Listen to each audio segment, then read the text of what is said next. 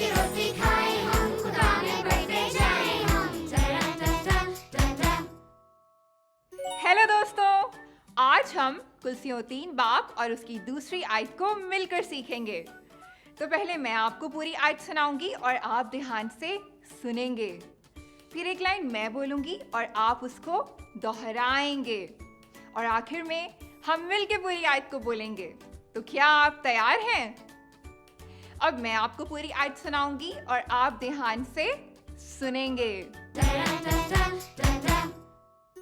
आलमे वाला की चीजों के ख्याल में रहो, ना कि जमीन पर की चीजों के। कुलसियों 3 बाप दूसरी आयत। अब एक लाइन मैं बोलूंगी और आप उसको दोहराएंगे। आलमे वाला की चीजों के ख्याल में रहो, ना कि जमीन पर की चीजों के। कुलसियों 3 बाप दूसरी आयत।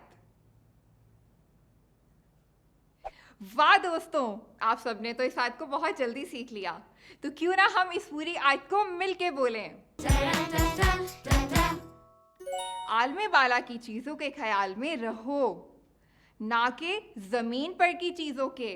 कुलसियों 3 बाप दूसरी आयत। जबरदस्त! आज आपने मेरे साथ मिलके बाइबल की एक नई आयत को सीखा। इस आयत को हमेशा याद रखें और दोस्तों को भी सिखाएं। अगली दफा मिलेंगे और एक साथ सीखेंगे बाइबल से एक नई आयत। तब तक के लिए बाय बाय। रोज की रोटी खाए हम, खुदा में बढ़ते जाए।